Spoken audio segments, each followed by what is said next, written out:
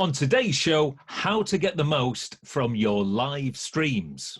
This is 30-minute music marketing.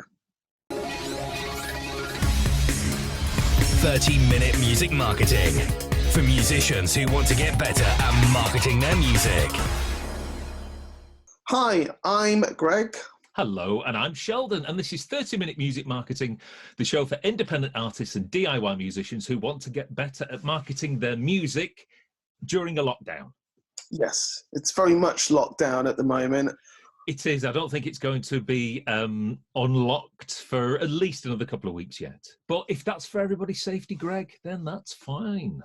Yeah, it's certainly, even I'm starting to suffer from cabin fever, and I live in this house all the time. You do. But because we're still in lockdown and because the wonders of streaming and the internet are now at its most ripe for DIY musicians, we thought we'd dedicate today's episode in getting the most out of your live streamed gigs from your living room, from your spare room, from your shed. Everybody seems to be doing it. So we think it's a good idea maybe to discuss not just doing it, but how to get the most out of it, because it's a very big opportunity. You've got a captive audience. 25% of the world are on lockdown. They're sat down in the front room. They're sat beside their device. You can be streaming to that device to them. You'll never have a more captive audience. So let's make the most of it, shall we, Greg? Yes. So, Sheldon, what platform do you stream to? Because there are quite a few. There are. And when you think about your popularity in terms of how popular you are on each one of the social networks, there's something to be said that if you're popular on one platform, it could be Facebook, it could be Instagram, then all you necessarily do is you can just stream to your biggest audience. There's something to be said for that.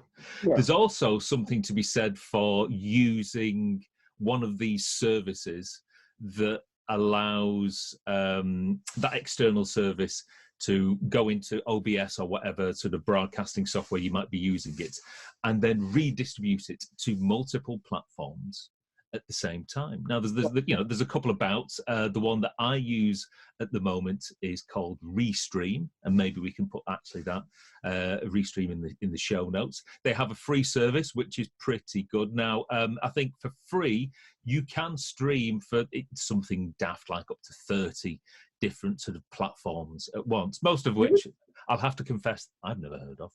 But they're probably bigger in it's not necessarily meant for musicians. I think the service primarily started as being for gamers, and obviously musicians can hop onto the back of these things. But for free, I can stream from OBS to Twitch, right, to Periscope, which is just basically Twitter, and also I can stream to my personal Facebook page, should I wish to do that. And I can do all that simultaneously from the one stream from my computer for free. Now, you can't argue with that. No. If you want to stream to your band Facebook page, however, then that's when the money comes in. I think it starts at $16 a month. And I think for that, the benefits of going paid is you can pay to get a custom lower third made, so it looks a little bit sort of more professional. Do you know what I mean by lower third, Greg? Yeah, I know what you're saying. Yeah, okay. It's well, maybe for the benefits of the whole, just for the bottom third part of the screen, you can maybe put your own sort of custom graphics. And also as well, the paid for platform aggregates all the comments on all your different platforms. So if people are sending messages on YouTube, if they're sending messages on Facebook and Twitter, they all come in under the main sort of stream. So you can reply to all those and comment upon all those from the main sort of Restream dashboard. So again, it could well be that you consider maybe £16 or like $16 a month. That might be within your budget. You might consider that a service I think to be worth paying for. The the functionality that it offers versus the time it saves, you know, for the cost, I think ultimately is. Yeah, this is it. If you've got a modest audience on YouTube, if you've got a modest audience, again on lots of platforms, it doesn't really make sense just to restrict it to one.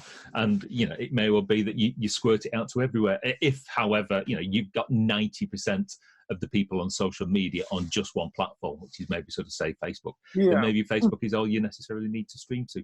The one thing I will say is that, as I said, there's a couple of different services similar to Restream. I think Be Live is one of them. I don't think any of them seem to connect OBS to a what's the word I'm looking for? Instagram. Right. Instagram is quite funny in that at the moment, at least, it tends to be hardwired to your phone.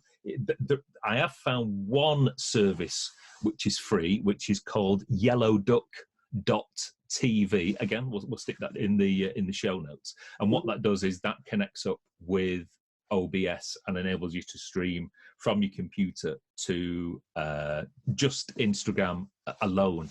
The one thing it does need, though, is it does need your username and your password. Are you necessarily okay giving your Instagram password to a company you don't necessarily know that well? That's the only downside, I think. I'm sure there's absolutely nothing untoward about giving your password to someone else. But again, there are certain security implications if you go down that particular route. But that might be something, again, if you've got a massive following on Instagram and you don't necessarily want to use just your phone and you do want to use your external microphone or an interface so you can plug DI, your acoustic in there, and you want that facility rather than just using the onboard mic on your phone, yellowduck.tv might be the platform for you. You'd need to change your password because, it's ultimately, if you're like, a lot of people, you use the same password for everything. I wouldn't. I would never do that, of course, Greg. But yes, that might be a good option. As in, once you've finished using that particular service, then go in and change your password, just so there are no security implications.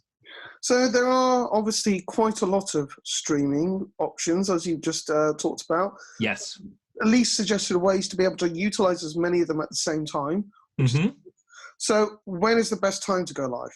Well, that's a very good question because everybody's audience will be slightly different. For most people, in terms of, I've gone into various, as admin, gone into various people's sort of social networks.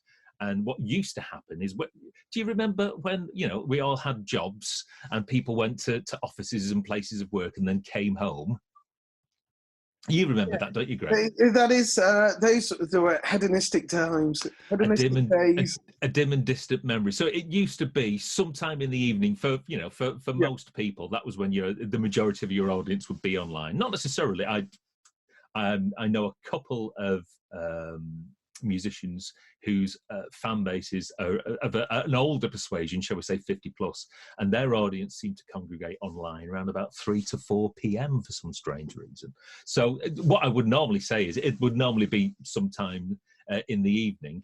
That could be different on lockdown because one could argue it may well be that everyone's at home and everybody's not sort of doing anything. But I think logistically, sometime in the evening will probably be best because even if people are home, they may well be homeschooling their little ones or actually technically working from home during the day if they're some sort of office worker. So it may well be that sometime in the evening it's going to be beneficial. In order to fine-tune that, what might be a good idea is run some sort of poll on your social networks and say, I'm thinking of going live tonight. Is 7 o'clock or 8 o'clock or maybe 8 o'clock or 9 o'clock better for you? And, do a bit of audience research. So in order you can fine-tune that and get it to the sweet spot, shall we say, Greg? So in terms of, have you, with the stuff that you're doing? Yes. When are you doing yours? I'm doing my schedule. Well, I generally tend to go at 7 o'clock, but in some respects, that's because that's better for me as an individual because I still have to sit and stop and start the OBS stream manually. Right. So that, you know, that's just me, but that does also seem to be at a time that suits my audience as well.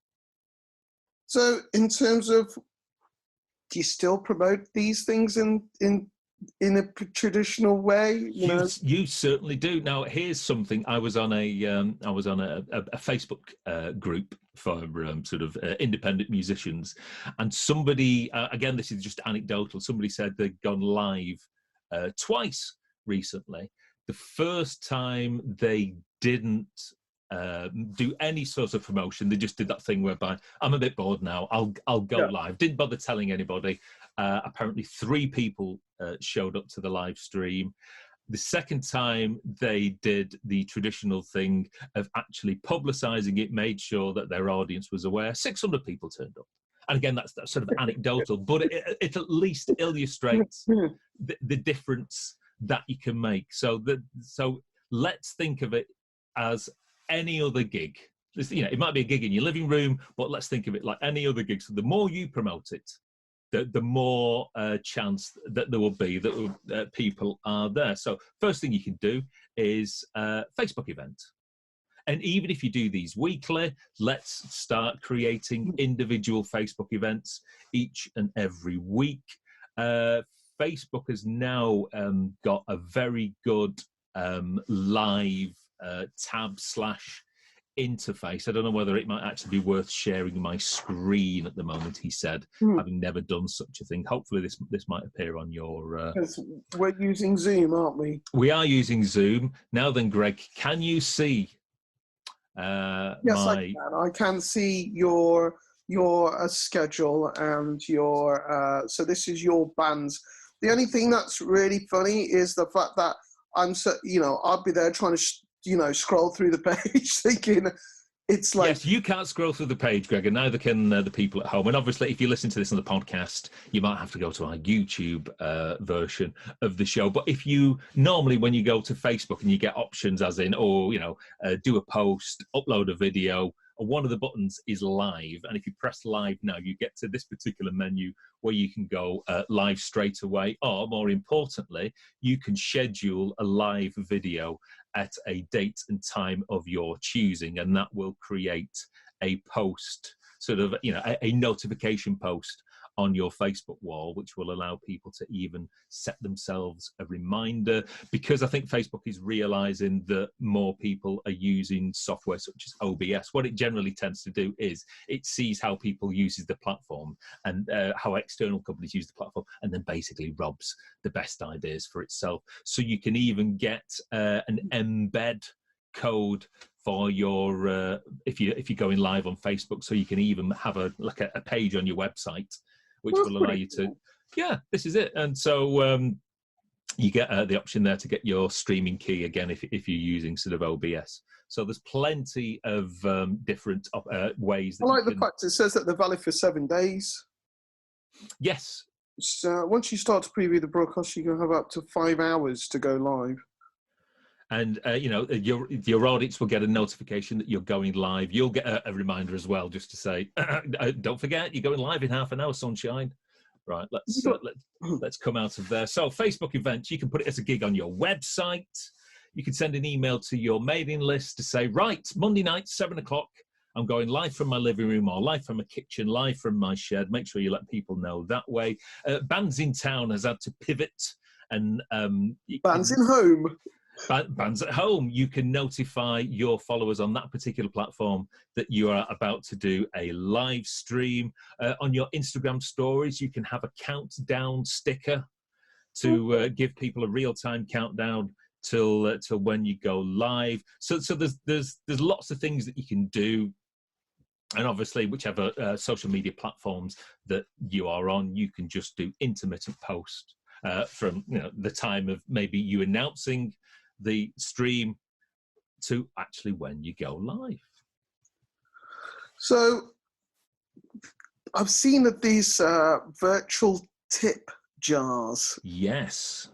Give me a little bit more information. How do they work? Well, it'd be nice if you could actually get paid for all the stuff that you're doing online for people. There's a couple of different providers for such things, I'm very much a fan of the path of least resistance. And I think the easiest one to do is a paypal.me URL. That facility, if you go to paypal.me, that gives you the ability to get your own unique PayPal URL rather than having to use your email address. Did I ever tell you the time, Greg, that I got somebody to pay me for something via PayPal via my email address, and I gave them the wrong spelling of my email address, and they basically paid the person with a version of my email address about £13, and I never saw that money again.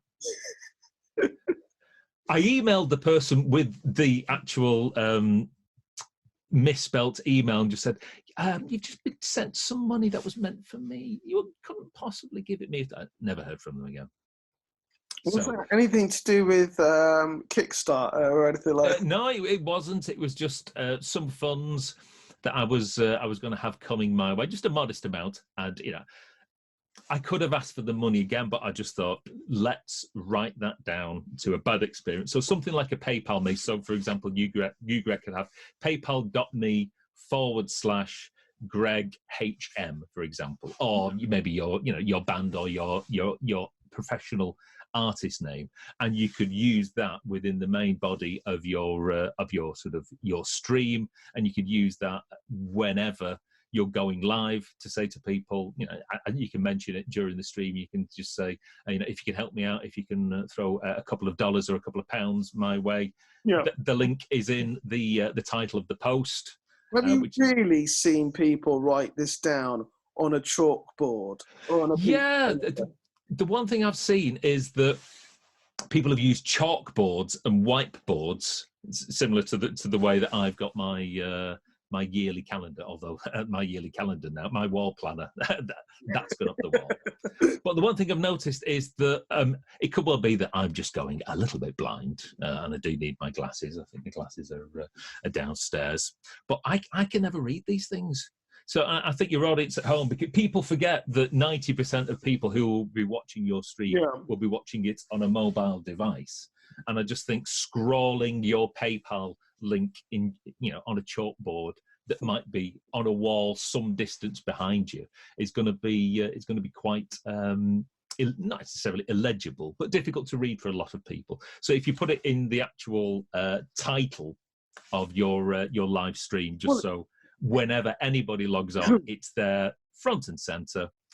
And, periodic reminders throughout your stream as to, this is the reason why I'm doing this. I'm trying to raise myself a bit of cash, even just, £1 or $1. And the thing is, if you've got 600 people watching your stream, or 300 people, or even 50 people, if each one of those people gave you $1 or £1 every time you went on, that can soon add up. Yeah. The only thing I was going to say was, I was going to add is that at least if you got a link, it makes it a lot easier to encourage people rather than, having to try and remember those details on a phone, type them in correctly. To me, that's just far too much effort.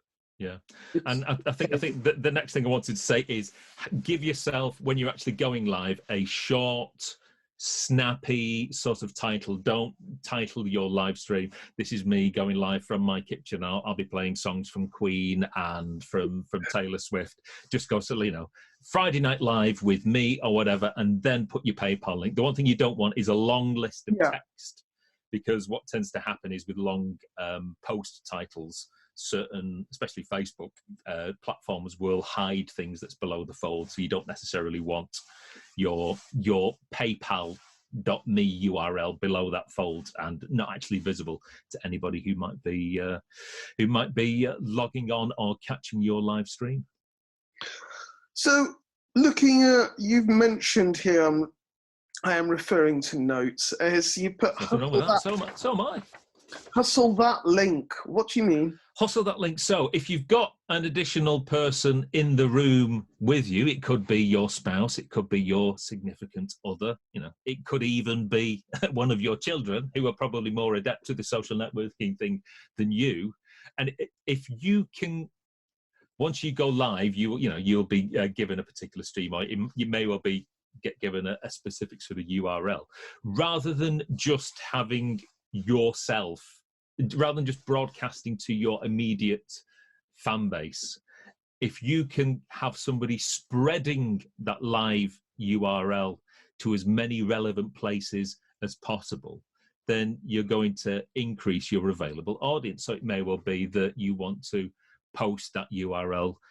Again, we'll always use Facebook as an example, but to your personal Facebook page rather than your artist or the band page. So it may well be that all your friends and family will have the option of watching you during your live stream. If you are members of any, for example, musical Facebook groups, I'm a member of a few of those, so it may well be that you want to sort of necessarily post them in there. So there's one like for ourselves around here. There's Northwest Bands and Gigs. Yeah, that's a relevant one. So any sort of group that you may well be a member of and a valued contributor of, don't go spamming away, but have somebody post that link in there, because it is funny the amount of people who will hop on and start joining a live stream just because it's live and it's happening now, and there is a certain frisson, shall I say, Greg, that there is a certain amount of excitement and interest if something is happening. People are interested in stuff that's happening live and right away. So if you try and share the link after the event, you probably won't get as much of a take up and as much of an interest as if somebody is there now trying to post your link to as many relevant places as possible as it's actually happening. So you mentioned doing things after the stream, and you mentioned possibly not a good one to do after the stream. What is a good thing to do after you've done your stream? Well, it's whenever I, for example, have a gig, there's a certain amount of post-sales TLC, shall we say. It's a bit like, if you buy a car, the car dealership will be contacting you. They'll probably ring you up a week or so after you bought it, saying, is everything going okay? And they'll send you emails after the event going, maybe in 6 months' time, as in, do you need a service? And those sorts of things. But as soon as you've done your gig, on whatever format it is, maybe, it's now a Facebook video, or maybe it's been archived to YouTube. Again, contact your mailing list, send them, the video of said event. Say, if you missed it, don't worry, you can still watch it here on catch up. It may well be that you can, if it's on something like Facebook, again, it may well be that lots of new people have necessarily watched you for the first time and maybe clicked like or give a heart, and you can go in there and maybe invite to like all those new people. And again, you can necessarily go into the comments after the event if you've not had obviously time to do that during the stream because you've been playing or you've been singing. So it's a good opportunity to interact with anybody who's left a comment. So if someone's been nice enough to leave a comment to you, it's good practice that you can go in and there and say, thanks very much for watching. If you like that, you can maybe point them to maybe somewhere where your music's streaming online, or you can just say, don't forget, I'll be doing all this the same time, same place next week. So I'm just going to say also as well, Greg, you could necessarily clip your favorite bit. So it may well be that you can just take either an entire song or maybe a chorus from a song, and from that clip you can post it out to differing sort of social networks to say, I had a lot of fun on my live stream. This was my favorite song, or this is the one that got the most crowd feedback, just to let other people on other social networks know what's going on. And you could also spend a little bit of money, and whatever platform you might be on, you could run some paid traffic to try and get people who don't necessarily know who you are. You could get them just to at least have a look at it, and not necessarily spending hundreds of pounds, but even if you just throw a couple of quid to get more people to see it, because it could well be that your live stream has had quite a few views, and that social proofing might be the one thing that tips them over to get somebody to look at this video when maybe they necessarily wouldn't give you I won't necessarily say the time of day, but they're more likely to watch something that's had a good number of views than a video that's not had that much in the way of views. The one thing I did forget to say is, this is specifically about Instagram, and maybe I neglect Instagram, and maybe should concentrate more on that as a platform. If you're going live on your phone, you can invite people to join you live, and I don't know whether you've ever seen it. So normally, what will happen is you've got the portrait version of you on your phone, so you'll have a 9:16 sort of ratio. You can invite people in to join you on your screen, and then you'll be at the top and they'll be at the bottom. So you could invite a fan, you could invite a fellow musician, but one of the reasons why you might want to invite somebody in is that if they join your live stream, their followers will be notified that the person that they follow has joined a live stream. So if you bring another musician on and they've got 5,000 followers on Facebook, then those 5,000 people will get a notification that the person that they follow is now on with you. So that's a great way for you to tap into somebody else's audience. Yeah, that's good. Very good. So a lot of things to kind of, for our watchers and listeners to get their teeth and hands into. And the one thing I would say as well is that try and make it a regular thing, maybe on the same day and at the same time, and you become an appointment in somebody's calendar, somebody's time of the week. So my band do a pub quiz, which is Mondays at 7 p.m, and I've just sort of scheduled that now on our social media, and a few people have said, "Oh, this is the highlight of my week." And I look forward to Mondays because I know of a Monday that they're going to get that little bit of content from me. And I just think if you have the opportunity to become part of somebody's week in, week out, that's a great anchor that you can have in somebody's life, especially at this particular time when people need as much entertainment and as much of a distraction as possible. And if you can be that distraction, and if you can use the scenario that we're in at the moment to get ever closer to your audience at home, it's an opportunity that you shouldn't pass by if you can possibly help it. So, going slightly off script. Carry on. Let's throw the script out the window. There we go. Are you going to continue? What's been the reaction to your pub quiz, and will you continue it when things get back to normal? It's funny enough. I in my group's WhatsApp, I posted a little screenshot of one of the people saying, I really look forward to Mondays because I really look forward to the pub quiz. And somebody, one of the band members, messaged back and just said, we should continue this after all this is over. And I think that makes, you make a very good sort of point. So yeah, I think people should try and, whatever they do now, if they do it on a regular basis, they should extend this beyond the lifetime of the lockdown, because as I say, if you're providing something that somebody wants, and if it's really bringing pleasure to people, then if you've got the time and the resources to enable you to carry that on, then carry on doing it for as long as you possibly can. Yeah. Well, so that has been today's episode. What are your thoughts? Remember to smash that subscribe button and ring that bell, because that way you get notified of every new episode that we do. And also it encourages us to continue doing this and providing this wonderful, valuable service.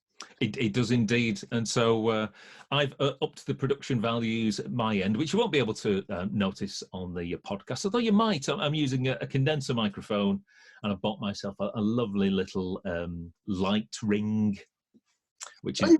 You got one of the ring ones? I've got one of the rings. I've gone professional. It's not 100% in the middle of my face, but my workstation is incredibly untidy, Greg. So in terms of, the funny thing is, you've gone for the light and the Yeah. microphone. Yes. I've gone for a table lamp and natural light, and I'm just using the microphone on my MacBook. So, you know. Well, it's the I think at this moment in time, it's just doing something, whatever equipment you have to hand. And again, for some people, resources might be at a stretch. So don't worry about necessarily don't get too hung up about the quality of these things. It's just participating. It's just joining in, and I think the majority of people will probably be quite forgiving if your production values aren't necessarily 100%. It doesn't matter. Just the fact that you are taking the time out to perform and entertain other people. I think most people will really appreciate that. So now's the time to double down on your live streams. Mm-hmm. And the thing is, so in terms of like, if you are using like an iPad or an iPhone, possibly to some extent, you can get some interfaces that will work via Lightning. Yes, very much so. Apogee makes, I think Antelope Audio do some. I know Apogee definitely do, because you can get the Duet for iPad. And I think as long as your interface is USB compliant, I think you might be able to get a USB to Lightning adapter. And I know I have seen a lot of interfaces that say that as long as your device has got a USB driver for your audio, you should be fine. Will do one as Focusrite will do one of the cheaper ones for about £100, and then you can go up to thousands if you want. So yes, you can utilize the stuff that you've got, and for a modest outlay, improve things. But as Sheldon said, you got to determine whether it's not always necessary right from the start. No, and I'm using a condenser mic to record this, and it may well that's only because I've just got a condenser mic to hand. I even myself, I can't justify the expense of spending £100 on a mic. So if you've got maybe a little bit of kit knocking around that you might be able to cobble together to improve your setup, then that's fine. If not, just go with that phone device. It's probably working better than you might appreciate. So there you go. Well, that is today's episode. We will see you same time, same places, his place, my place, next week. So thanks very much. Cheers, everyone. Take care. Stay safe. Bye-bye.